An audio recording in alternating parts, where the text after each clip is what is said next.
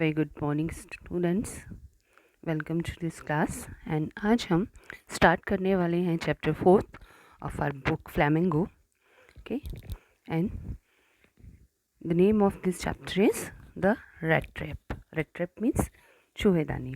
Okay, so this story is written by Selma Lagerlof, जो कि एक स्वीडिश राइटर थे जिन्होंने ये स्टोरी लिखी। और उनके स्टोरीज़ जो है वो काफ़ी सारी लैंग्वेजेस में इसको ट्रांसलेट किया गया है। ओके, एंड इसकी मेन थीम जो है स्टोरी की, it makes it very interesting.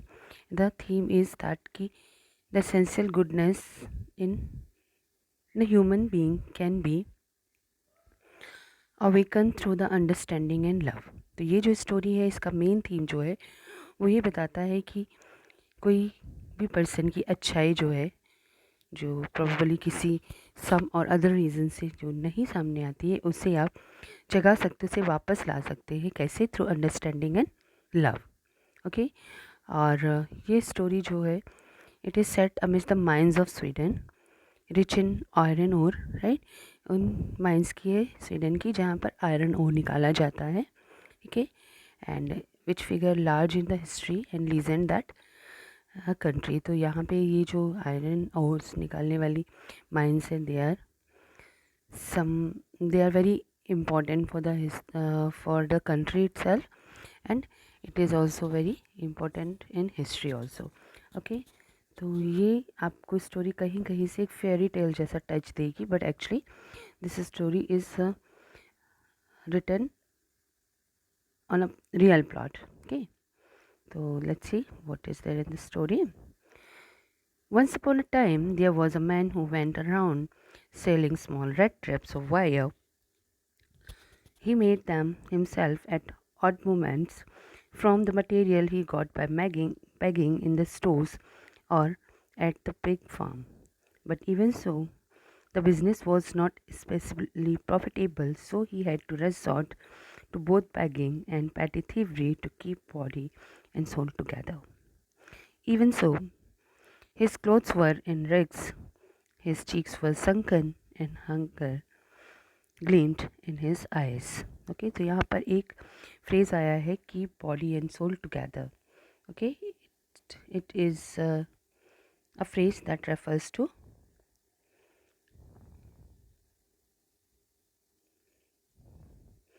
this that refers to the livelihood. Okay, इसे हम एम्प्लॉयमेंट या अर्निंग जो है वो समझते हैं, मान करके चलते हैं। तो keep body and soul together means to earn money to live. Okay, तो यहाँ पर एक पर्सन की बात हो रही है जो कि रेड ट्रैप बनाता था, स्मॉल रेड ट्रैप्स बनाता था, लेकिन कब? जब अपने ऑड मोमेंट्स में, क्योंकि वो जो मटेरियल लाता था वो जनरली स्टोर्स पर बैग करके या तो बड़े से फार्म पर बैग करके लेके आता था। बट ये बिज़नेस जो था वो बहुत ही प्रॉफिटेबल नहीं था।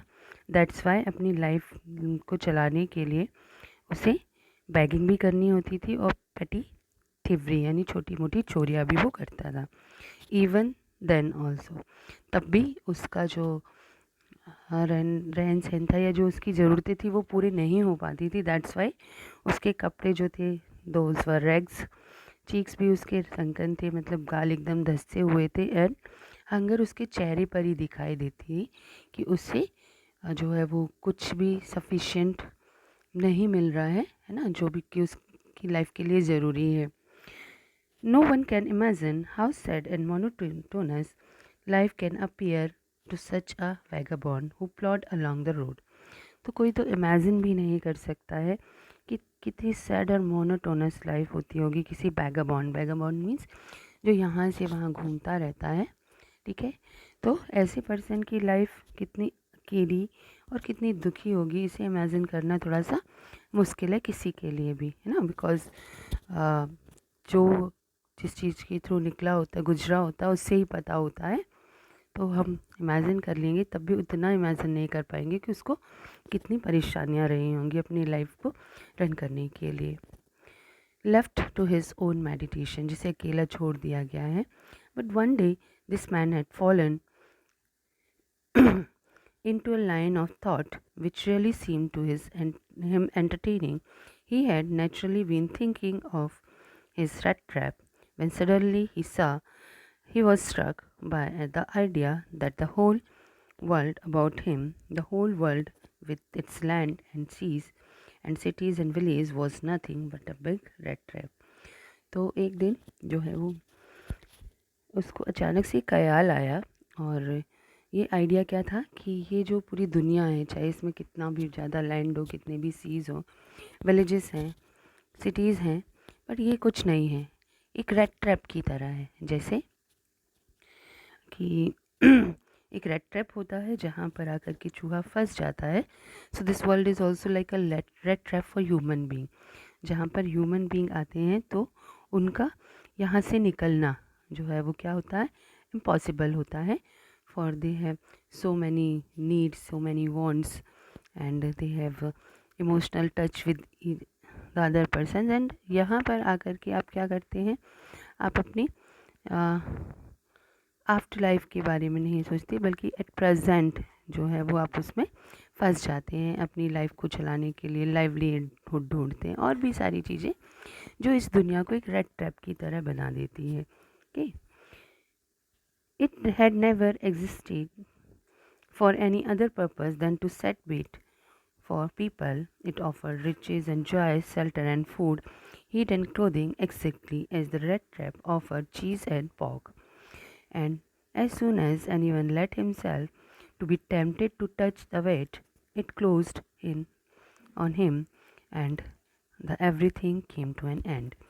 तो यहाँ पे बोलता है जैसे रेड ट्रैप में रेड को फंसाने के लिए चीज़ लगाते हैं, पॉक लगाते हैं, ऐसे ही ये दुनिया हमें रिचेज़ और जॉयज़ देती है, शेल्टर देती है, फूड देती है, हीट एंड क्लोथिंग, मतलब जो भी हमारी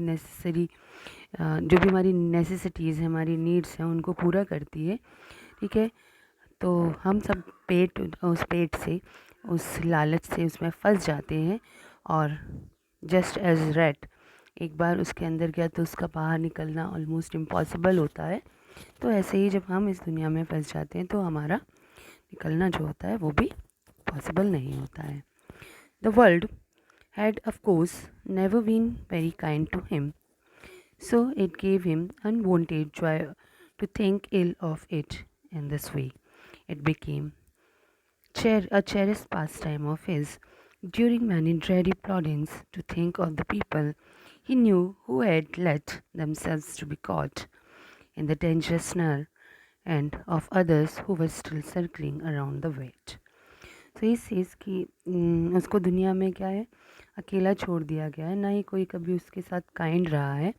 तो ये सोच करके कि दुनिया एक रेड ट्रैप की तरह है, उसे अनवांटेड जॉय मिलता था, मतलब बहुत ही ज़्यादा खुशी मिलती थी, that was not natural. Okay, और ये उसका एक बहुत ही अच्छा पास टाइम बन चुका था कि वो वर्ल्ड को एक रेड ट्रैप की तरह इमेजिन करके सोचे।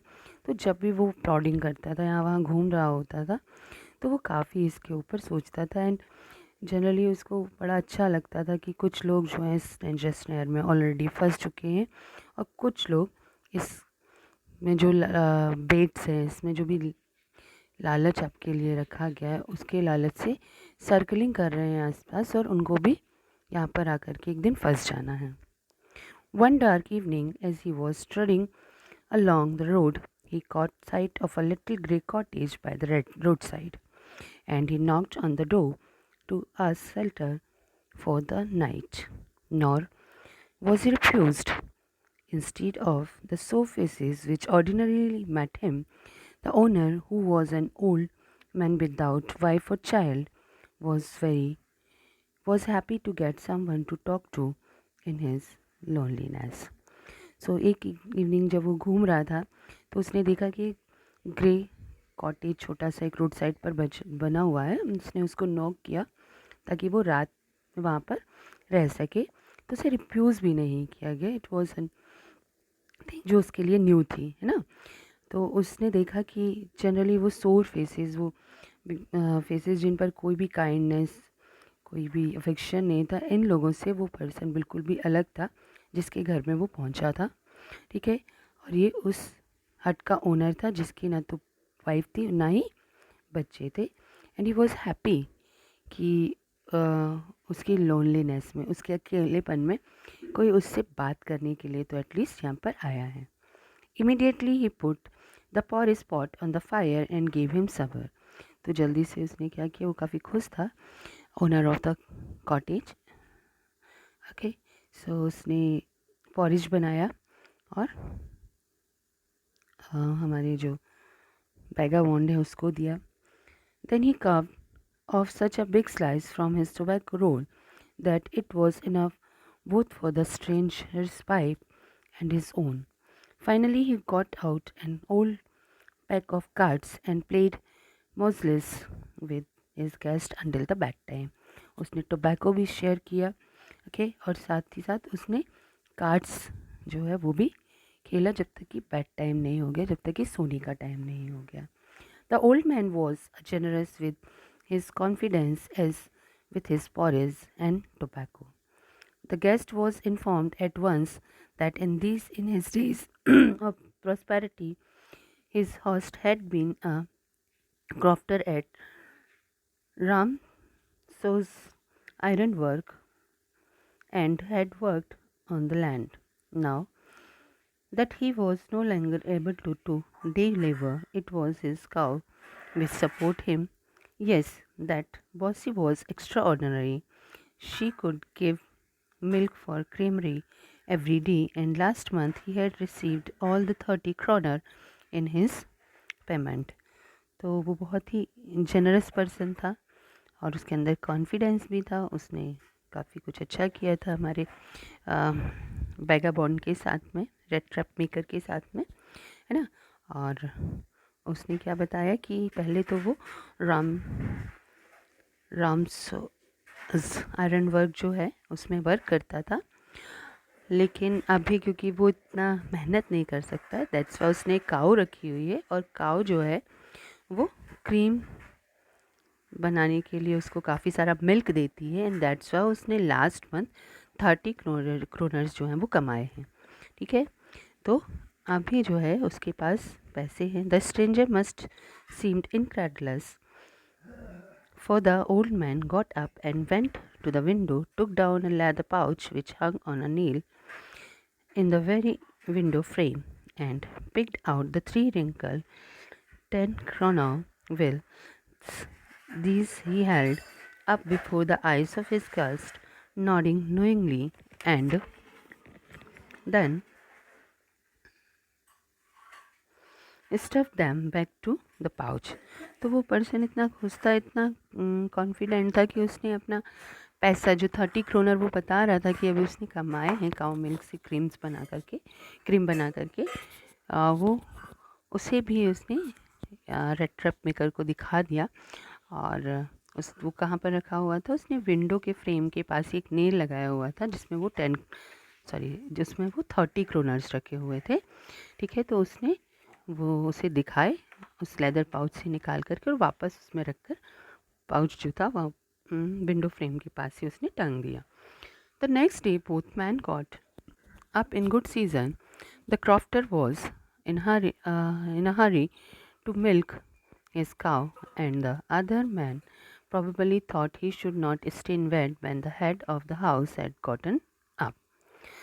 They left the cottage at the same time. The crofter locked the door and put the key in his pocket. The man with the red trap said goodbye and thank you, and thereupon each went his own way। तो next day दोनों जो है काफ़ी अच्छा लग रहा था, और वो सुबह जागे। और क्रॉफ्टर मतलब वो पर्सन जिसके यहाँ जो कि कॉटेज का ओनर था, वो उठ गया और सुबह से जल्दी होती थी क्योंकि उसे काऊ की मिल्किंग करनी होती थी। ठीक है, तो दैट्स वाई जो दूसरा पर्सन था, man with the red trap, okay, उसने भी सोचा कि जब यहाँ का ओनर उठ गया तो मुझे बेड में नहीं होना चाहिए, तो वो भी उठ गया और दोनों ने साथ ही कॉटेज को छोड़ा। क्रॉफ्टर ने लॉक को डोर किया अपने कॉटेज के और पॉकेट में अपनी की को रख लिया, और रेड ट्रैप सेलर ने भी जो था उसे thank you and goodbye कहा, और दोनों अपने अपने रास्ते निकल लिए। But half an hour later the red trap peddler stood again before the door. He did not try to get in, however. He only went up to the window, smashed the pan, struck in his hand, and got hold of the pouch with the 30 kroner. He took the money and thrust it into his own pocket. Then he hung the leather pouch very carefully back in its place and went away. तो आधे घंटे के बाद red trap peddler जो था वो वापस उसी कॉटेज के पास पहुंच गया। उसने दरवाज़ा खोलने की कोशिश नहीं की, बल्कि वो विंडो पर गया, एक पेन को स्मैश किया उसने, और उसके थ्रू जा कर के वो पाउच जिसमें 30 क्रोनर्स रखे हुए थे उसने निकाला। उसमें से मनी भी निकाल करके अपने पॉकेट में डाला। देन वो लेदर पाउच वापस उसने केयरफुली उसी जगह पर प्लेस कर दिया। As he walked along with the money in his pocket, he felt quite pleased with his smartness. He realized, of course, that at first he dared not continue on the public highway, but must turn off the road into the wood. During the first hour, this caused him no difficulty. Later in the day, it became worse, for it was a big and confusing forest which he had gotten into. He tried to be sure to walk in a definite direction, but the path twisted back and forth so strangely. He walked and walked without coming to the end of the wood. And finally, he realized that he had only been walking around the same part of the forest. All at once, he recalled his thought that the world and the rat trap, now his own turn had come. He had let him be fooled by a bat and had been caught. The whole forest, with its trunk and branches, its thicket and fallen logs, closed in upon him like an impenetrable prison from which he could never escape. तो उसने pocket में पैसे रखे और काफ़ी वो अच्छा खुश हो रहा था, उसे अच्छा लग रहा था कि कितना स्मार्ट है। ओके, और ये पहली बार था कि उसने सोचा कि मैं मेन रोड से ना जा कर के, हाईवे रोड से ना जा कर के वुड से जाता हूँ, जंगल से चला जाता हूँ। ठीक है, और शुरू में तो उसको लगा कि चलो ठीक है, जंगल से होकर के जा रहा है, लेकिन जैसे जैसे डे बड़ा आगे वर्स होती जा रही थी कंडीशन, क्योंकि फॉरेस्ट काफ़ी बड़ा और कंफ्यूजिंग था। ओके, तो उसने ये he tried to make sure that कि वो एक किसी डेफिनेट पाथ पर चले, लेकिन उस फॉरेस्ट के अंदर इतने बड़े बड़े ट्विस्ट थे, ठीक है, कि उसे लगता था कि वो एक ही जगह पर बार बार घूम कर के आ रहा है। और जब वो ऐसा कर रहा था तो अचानक से उसे रिकॉल हुआ वो थॉट जिसमें वो वर्ल्ड को एक रेड ट्रैप मान करके चल रहा था, और उसे अब लगा कि नाउ इट्स माय टर्न। उसका रेड ट्रैप में जो वेट था वो क्या था, दोज 30 क्रोनर, वो जो 30 क्रोनर्स थे जिसके लालच में वो गया और फिर भाग करके उसने जंगल से बाहर निकलने के बारे में सोचा। तो those 30 kroners was the cheese in the red trap जिसके लालच में वो फंस चुका था। और अब ये जो फॉरेस्ट था बहुत ही थिक और बड़ा था, बड़े बड़े ट्रीज थे, ये उसके लिए एक इम्पेनेट्रेबल प्रिजन की तरह फील हो रहा था, एक ऐसा प्रिजन जिससे न बाहर निकलना मुश्किल ही था उसके लिए, नामुमकिन था कुछ एक हद तक, ऐसा ही उसे फील हो रहा था कि, और उसे लग रहा था अब वो इससे कभी भी बच नहीं पाएगा। It was late in December. Darkness was already descending over the forest. This increased danger and increased also his grief and despair. Finally, he saw no way out, and he sank down on the ground, tired to death, thinking that his last moment had come. But just as he laid his head on the ground, he heard a sound, a hard, regular thumping. There was no doubt as to what that was. He raised himself. Those are the hammer strokes from an iron mill, he thought. There must be people nearby. He summoned all the strength, got up and staggered in the direction of the sound. तो ये दिसंबर का month था, darkness काफ़ी थी forest में, और इसीलिए tension जो था वो काफ़ी बढ़ता जा रहा था, और उसके अंदर भी ग्लूम एंड डेस्पेयर, वो निराश होता जा रहा था कि शायद वो कभी भी यहाँ से निकल नहीं पाएगा। तो finally he saw no way out, उसे लग ही नहीं रहा था कि कोई रास्ता उसे मिलने वाला है कि वो यहाँ से बाहर निकल सके। तो ही सैंक इन टू द ग्राउंड, इसलिए वो ग्राउंड में जो है वो सैंक हो गया, बैठ गया। And he was feeling as if he is tired to that, बहुत बहुत ही ज़्यादा उसे थकान फील हो रही थी। So he laid his head on the ground, तो जैसे उसने ग्राउंड पे अपने सर को रखा, उसे साउंड सुनाई दिया रेगुलर थम्पिंग का। ऐसे लग रहा था कि लगातार हथौड़ा जो है वो चलाया जा रहा था। तो ही वॉज श्योर दैट कि आसपास कोई आयरन मिल है, तो वहाँ पर कुछ लोग भी होंगे। तो उसने पूरी अपनी स्ट्रेंथ को कलेक्ट किया और उस डायरेक्शन में जहाँ पर से साउंड आ रही थी उसमें जो है वो चल दिया। ठीक है। The Ramsjo ironworks, which are now closed down, were not so long ago a large plant with smelter, rolling mill, and forge. In the summertime, a long lines of heavily loaded barges and scows slid down the canal which led to large inland lake, and in the winter time the roads near the mills were black from all the coal dust which sifted down from the big charcoal crates. During one of a long dark evening just before Christmas, the master smith and his helpers sat in the dark forge near the fanac, waiting for the big iron which had been put in the fire to be ready to put on the unveil. Every now and then one of them got up to stir the glowing mass with a long iron bar, returning in a few moments dripping with perspiration, though, as was the custom, wore nothing but a long shirt and a pair of wooden shoes. All the time there were many sounds to be heard in the forge. The big bellow groaned and the burning coal cracked. The fire boy shoveled charcoal into the maw of the furnace with great deal of clatter. Outside roared the waterfall. A sharp north wind whipped the rain again. The brick till proof. So now here is, यहाँ पर जो है वो describe किया गया है कि वो जो आयरन वर्क मिल था वहाँ पे कैसा था। ठीक है ना, कैसी कैसी आपको देखने के लिए मिलने वाला था प्लॉट। तो एक बड़ा सा प्लांट था ये। ठीक है, जिसमें स्मेल्टर्स थे और रोलिंग मिल थी और साथ में एक फौज भी था। ठीक है, और समर टाइम पे long lines of heavily loaded barge जो हैं एंड इसको स्लाइड डाउन कर दिया जाता था कैनल में। ठीक है, ताकि एक लार्ज इनलैंड लेक में वो लेड हो जाए। उसके बाद विंटर टाइम में रोड्स जो कि मिल के पास थी वहाँ पर कोल डस्ट होता था, क्योंकि यहाँ से सिफ्ट डाउन किया जाता था चारकोल क्रटर्स को। ठीक है, तो ये सारी चीज़ें वहाँ पर जनरली आपको देखने को मिलती थी। It was the sight of the mill. Okay, so यहाँ पर the owner of the mill and some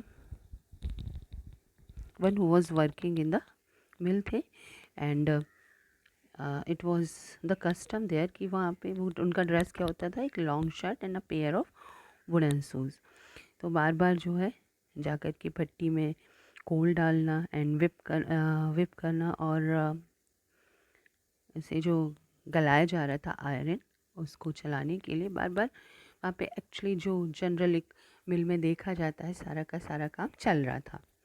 it was probably on account of all this noise that the blacksmith did not notice that the man had opened the gate and entered the forge until he stood close up to the fanac.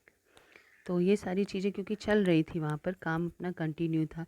कुछ लोग जो है वो कोल डाल रहे थे फनेक में, कुछ जो है उसे स्टिर कर रहे थे जहाँ पर उसको गलाया जा रहा था, and other people were thumping with the hammer. तो किसी ने ध्यान ही नहीं दिया, ओके, क्योंकि ये सारी नॉइज़ वहाँ पर आ रही थी। तो ब्लैक स्मिथ्स ने ध्यान ही नहीं दिया कि कोई पर्सन जो है वो गेट खोलकर फौज में आ चुका है। ठीक है, जब तक कि वो फनेक के पास में आकर के नहीं बैठ गया। Surely it was nothing unusual for poor vagabond without any better shelter for the night to be attracted to the force by the glow of light which escaped through the sooty pans and to come in to warm themselves in front of the fire. तो ये तो उसके लिए बहुत बड़ा attraction था। अभी वो रात थी, उसके पास कुछ था भी नहीं, ठीक है। एंड दैट्स वाई उसके लिए ये ऑब्वियस था कि वो क्या करे, आ करके वहाँ पर बैठेगा जहाँ पर उसको एटलीस्ट थोड़ा सा वार्मथ मिलने वाली है। तो फनेक के पास आकर के वो इसीलिए बैठ गया था, ठीक है। और यहाँ आकर के वो इतनी ठंड में अपने आप को थोड़ा सा वार्म फील करा सकता था, okay. And the blacksmith glanced only casually and indifferently to the intruder. He looked the people of his type usually did, with long beard, dirty, ragged, and with a bunch of red trap dangling on his chest. तो black Smith ने जिस तरह से उसको देखा था वो उसके लिए बहुत ही यूजुअल था, क्योंकि जनरली उसको ऐसे ही लोग देखा करते थे। Because he was bear dirty, उसके कपड़े भी फटे हुए थे और काफ़ी सारे रेड ट्रैप्स उसने अपने साथ में रखे हुए थे।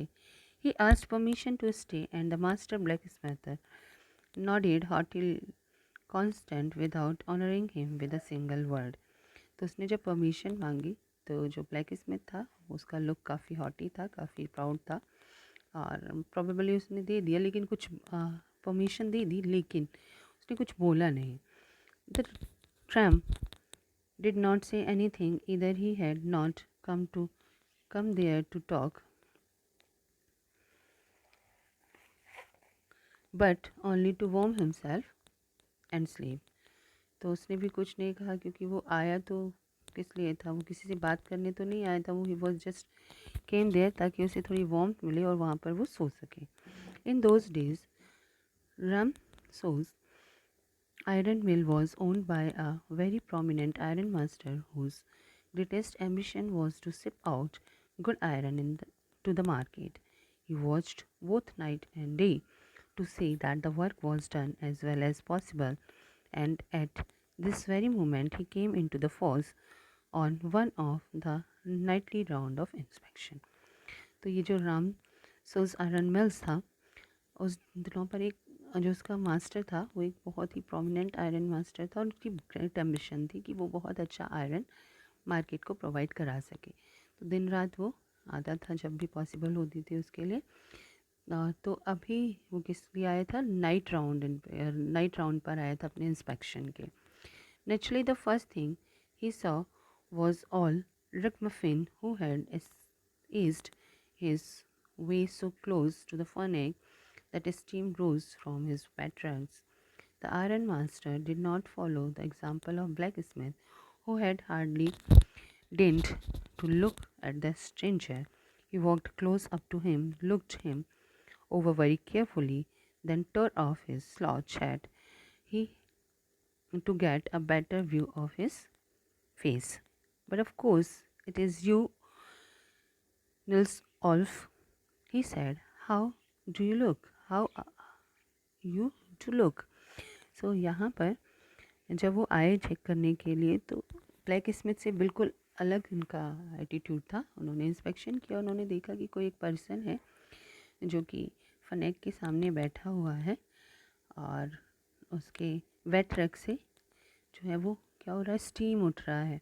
जिसके कपड़े काफ़ी ठंडे और मॉइस्ट हो चुके थे। एंड जैसे ही वो फनेक के पास में आया तो उससे धुआं उठने लगा था, उसमें से जो नमी थी वो निकल रही थी in the form of steam, ठीक है। तो आयरन मास्टर से अलग इसका iron master was very different from the black Smith. तो वो उसके पास में आया और उसने बहुत ध्यान से उसको देखा, और देखने के लिए उसने इवन अपना जो है वो फेस उसके पास में लेकर के आया, और उसे लगा कि ये उसकी पहचान का कोई पर्सन है, Nils aloof, okay.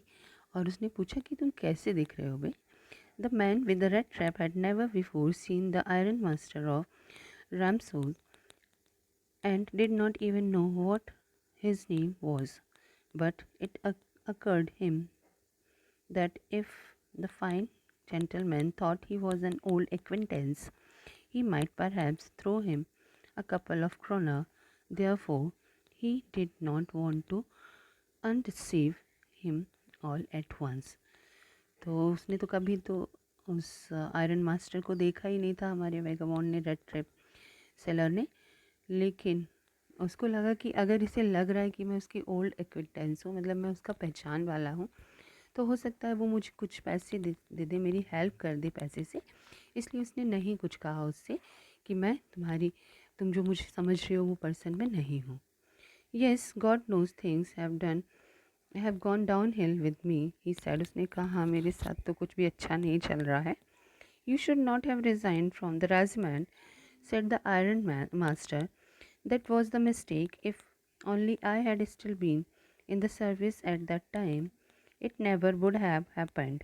Well, now of course you will come home with me.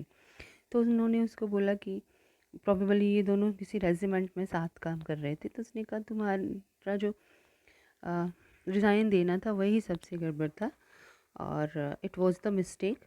और अगर मैं वहाँ पर होता, अभी भी वर्क कर रहा होता, तो ऑफ कोर्स ऐसा मैं होने नहीं देता, दैट कि मैं तुम्हें रिज़ाइन नहीं करने देता।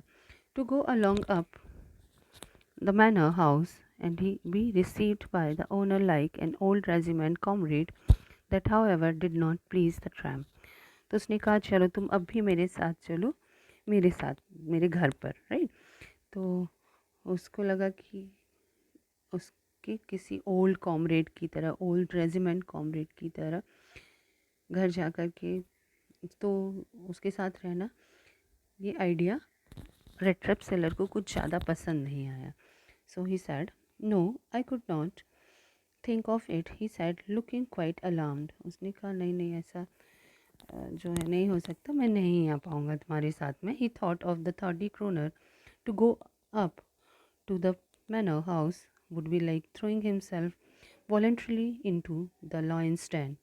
He only wanted a chance to sleep here in the force and then sneak away in inconspicuously as possible. The Iron Master assumed that he felt embarrassed because of his miserable clothing. तो उसे लगा था कि उसके पास जो 30 kroner है वो उसके लिए प्रॉब्लम क्रिएट कर सकते हैं, तो अपने आप को जाकर के खुद ही किसी लॉयन की गुफा में जो है वो जाकर के ले जाना हो जाएगा, अगर मैं इन पैसों के साथ में आयरन मास्टर के घर में जाऊंगा। क्योंकि वो उसका तो सिर्फ एक ही एम था कि वो रात पर यहाँ पर रुकेगा, थोड़ी वार्मथ मिलेगी तो सो जाएगा, और सुबह जो है चुपके से यहाँ से उसे निकल जाना था, so that nobody could know कि उसने किसी के पैसे जो हैं वो चुरा रखे हैं। तो आयरन मास्टर को ये फील हुआ कि शायद अपने लुक्स की वजह से, जैसे उसने कपड़े पहने हुए, जैसा वो दिख रहा है, इसकी वजह से वो एम्बेरस्ड है, और that's why he didn't want to come with him. इसीलिए उसका कॉमरेड तो है वो, लेकिन वो आना नहीं चाह रहा है उसके साथ में। Please don't think that I have such a fine home that you cannot show yourself there, he said. Elizabeth is dead, as you may already have heard. My boys are abroad. There is no one at home except my oldest daughter and myself. We are just saying that it was too bad we didn't have any company for Christmas. Now come along with me and help us make a Christmas food disappear a little faster. तो उसने कहा कि तुम कुछ भी ये मत सोचो कि मेरा घर इतना अच्छा है तो तुम ऐसे हालत में कैसे जाओगे। ओके, तो अब तुमने सुन ही लिया होगा कि मेरी वाइफ एलिज़ाबेथ जो है वो अब नहीं है इस दुनिया में, मेरे बॉयज़ जो हैं वो भी अब्रॉड चले गए हैं, घर पर मेरी एक ओल्डेस्ट डॉटर और मेरे अलावा कोई भी नहीं है। तो आई विश कि तुम आओ, अपनी कंपनी दो और मेरे फूड को थोड़ा जल्दी डिसअपियर करने में हेल्प करो, मतलब कि आओ और मेरे साथ भी मील लो और सेलिब्रेट करो क्रिसमस को। But the stranger said no and again no, and the iron master saw that he must give in. तो उसने बार बार जितनी बार भी पूछा, तो ये जो रेड ट्रिप सेलर था उसने बार बार मना किया, क्योंकि उसके अंदर डर था कि वो पकड़ा जाएगा ना। तो लास्टली आयरन मास्टर को अपना आइडिया गिव अप करना पड़ा। It look as though captain von Stahle preferred to stay with you tonight, Stretch Storm, he said to the master blacksmith, and turned to on his heel. तो वो जो black Smith था उससे उसने बताया कि ये जो कैप्टन है, मुझे ऐसे लग रहा है कि वो आपके साथ ही में ही रहना चाहते हैं, and that's why he finally goes out from there. But he laughed to himself as he went away, and the blacksmith, who knew him, understood very well that he had not said his last word. It was not more than half an hour before they heard the sound of carriage wheel outside the forge, and new guest came in, but this time it was not the iron master. He had sent his daughter, apparently hoping that she would have better power of persuasion than he himself. तो इसके बाद iron master जो है वो चले गए, कुछ बोला नहीं उन्होंने। तो आधे घंटे बाद एक कैरिज का साउंड सुनाई दिया, कैरिज व्हील्स के। तो कोई एक नया गेस्ट आ गया था, and it was the daughter of the iron master. Okay, उस मिल के ओनर की ये बेटी थी, और शायद उसने इसलिए भेजा था कि ये परस्यू कर लेगी, ये तैयार कर लेगी उस रेड सेलर को घर आने के लिए। सी entered followed by a valet carrying on his arm a big fur coat. She was not at all pretty, but seemed modest and quite shy. In the force, everything was just as it had been earlier in the evening. The master blacksmith and his apprentice still sat on their bench. The iron and the charcoal still glowed in the furnace. The stranger had stretched himself out on the floor and lay with the piece of pig iron under his head and his hat pulled down over his eyes. As soon as the young girl caught sight of him, she went up and lifted his head. The man was evidently used to sleep. With one eye open, he jumped up abruptly and seemed to be quite frightened. So, अब जो है, जैसे ही वो गए तो half an our में उन्होंने अपनी बेटी को भेजा ताकि वो मना करके उनके फ्रेंड को घर लेकर के आए। ठीक है, तो वो काफ़ी प्रटी तो नहीं थी देखने में, बट काफ़ी मॉडेस्ट एंड शाय फील हो रही थी। तो जो फौज था, मिल थी, उसमें सब कुछ बिल्कुल नॉर्मल था जैसा कि शाम को था। ठीक है, ब्लैक स्मिथ और उसके अप्रेंटिस वर्क कर रहे थे, कोल ग्लो कर रहा था, आयरन मेल्ट हो रहा था, and everything was just as it was in the evening.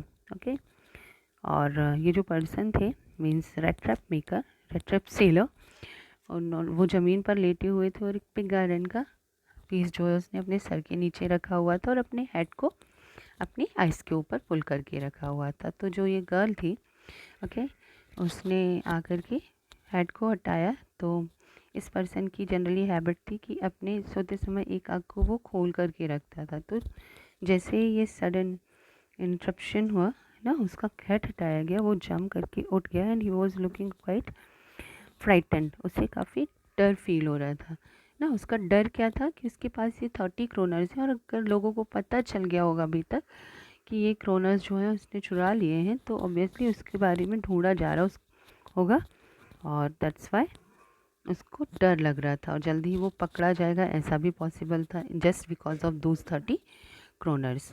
My name is एडला वेलमैंशन, said the young girl. My father came home and said that you wanted to sleep here in the forest tonight, and then I asked permission to come and bring you home to us. I'm so sorry, Captain, that you are having such a hard time.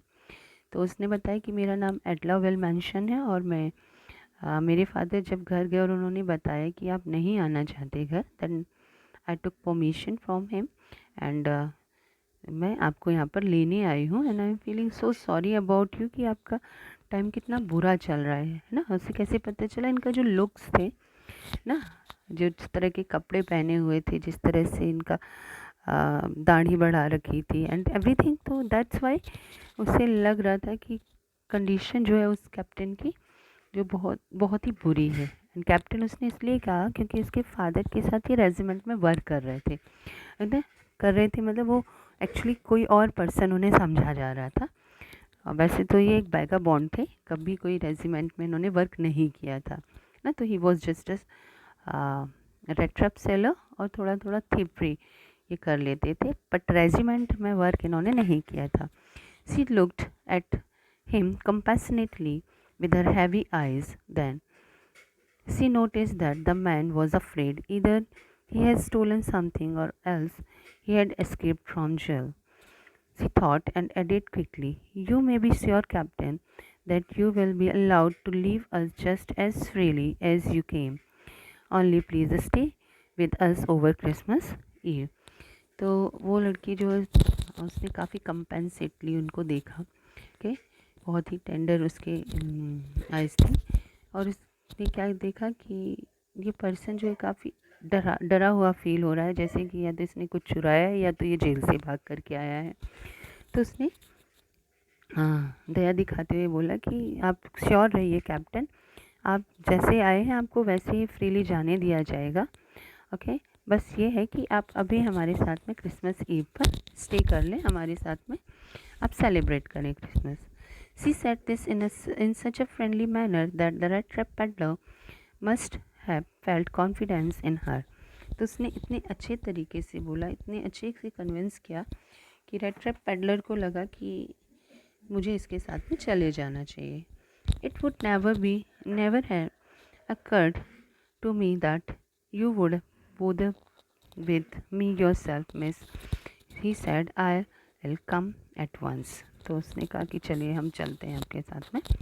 he accept he accepted the fur coat which the valet handed him with a deep bow, threw it over his legs, and followed the young lady out to the carriage without granting the astonished blacksmith so much as a glance. तो वो अपने साथ जो fur coat लेकर के आई थी वो हमारे रेड पेडलर को दे दिया उसने ना, उसके साथ जो वलेट था उसने उसे पहनाया। देन वो लोग जो है घर के लिए निकल लिए। But while he was riding up to the manor house he had evil foreboding. Why the devil did I take the fellow money? He thought. Now I am sitting in the trap and will never get out of it. तो वही जो red trap वाली thinking थी उसकी वापस आ गई, और उसने जैसे ही उस कैरेज पे बैठा उसे फील हो रहा था कि क्यों मैंने उस पर्सन के पैसे लिए। अब मुझे ऐसे लग रहा है मैं किसी ट्रैप में जा रहा हूँ और कभी भी उस ट्रैप से बाहर नहीं आ पाऊँगा। The next day was Christmas Eve, and when the iron master came into the dining room for the breakfast, he probably thought with satisfaction of his whole regimental comrade whom he had run across so unexpectedly. तो next day Christmas ewe था। Okay, तो जब iron master आया dining room में तो उससे लगा कि उसे अभी भी लग रहा था कि ये उसके रेजिमेंट का एक कॉमरेड है जो कि अचानक से उसके सामने आ गया है, तो ऑब्वियसली वो उससे ऐसे ही बात कर रहे होंगे। First of all we must see to it that he gets a little flesh of his bones, he said to his daughter, who was busy at the table, and then we must see that he gets something else to do than to run around the country selling red crabs.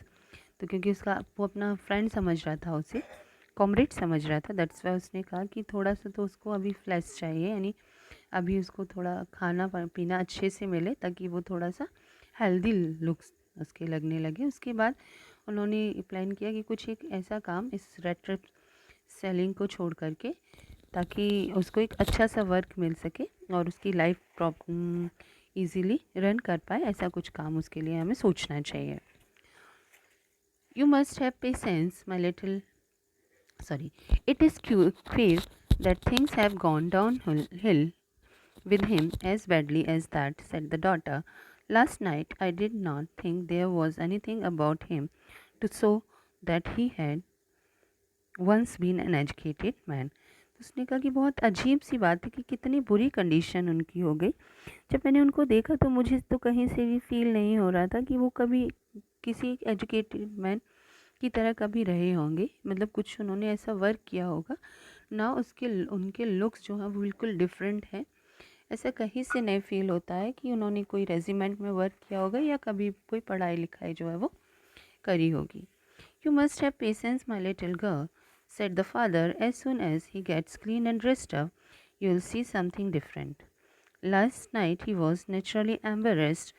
The tramp manner will fall away from him with the tramp clothes. तो उसने कहा कि बस थोड़ा सा wait करो, थोड़ा patience रखो, जब वो साफ़ सुथरा होकर के अच्छा ड्रेस पहन के आएगा तो तुमको एकदम अलग फील होगा। और रात शाम को तो सॉरी रात में तो उससे ऑब्वियसली एम्बेरस फील हो रहा था, तो उसके जो ये बेकार से मैनर्स हैं जो बहुत ही लो लेवल फील हो रहे हैं, वो उसके उन ख़राब कपड़ों के साथ में ही निकल जाने हैं। तो you will find the person जो कि मेरा कॉमरेड था। Just as he said this the door open and the stranger entered. Now he was truly clean and well dressed. The valet had bathed him, cut his hair, shaved him. Moreover, he was dressed in a good looking suit of clothes, which belonged to the iron master. He wore a white shirt and starched collar and whole shoes. तो अब जो person सामने आया था उसने एकदम वो अच्छे कपड़े वो पहने हुए थे। वैलेट ने उसको अच्छी तरह से क्लीन करवाया था, उसके हेयर कट किए थे एंड सेव किया था, और उसने आयरन मास्टर का एक अच्छा सा ड्रेस पहना हुआ था। ठीक है, तो ऑब्वियसली वो जो पर्सन रात में मिला था और अभी एकदम डिफरेंट पर्सन दिखाई दे रहा था। बट ऑल दो his guest was now so well groomed, the iron master did not seem pleased.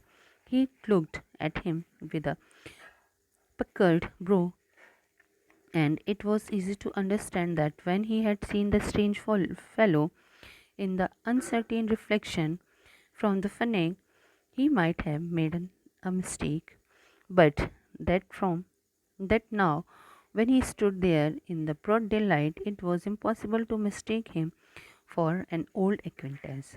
तो उसके लुक से ये समझ में आ गया था आयरन मास्टर की कि उसको ये पता चल गया है कि जो वो मान कर के चल रहा था, ठीक है, उसको लग रहा था कि ये उसके रेजिमेंट का एक फ्रेंड है, कॉमरेड है, तो वो पर्सन वो नहीं था। रात में क्या था, लाइट नहीं थी और फनेक का ग्लो बहुत भी ज़्यादा था, दैट्स वाई उसे पता नहीं चल पाया कि ये पर्सन कोई और है। बट अब क्योंकि दिन हो गया है तो ऑब्वियसली उसे ये पता चल गया है कि ये पर्सन वो तो नहीं है जो मेरी पहचान वाला है, यानी ये कोई और एक पर्सन है। तो in the next video we'll know कि एक्चुअली अब उसके साथ में रेड ट्रैप पेडलर के बाद के साथ में क्या होने वाला है, क्योंकि हमारे आयरन मास्टर जो है उनको पता चल गया है कि ये वो पर्सन नहीं है जो कि वो समझ रहे थे। ओके, तो प्रॉबेबली जो उसकी थिंकिंग थी कि वो किसी रेड ट्रैप में फंसने जा रहा है, जैसे एक चूहा रेड ट्रैप में फंसता है, ऐसा ही एक वर्ल्डली रेड ट्रैप उसको फंसाने वाला है। तो लेट्स सी कहीं ऐसा सच में तो होने वाला नहीं है, but we will discuss all the next pages in the other video. So goodbye for today, have a nice day.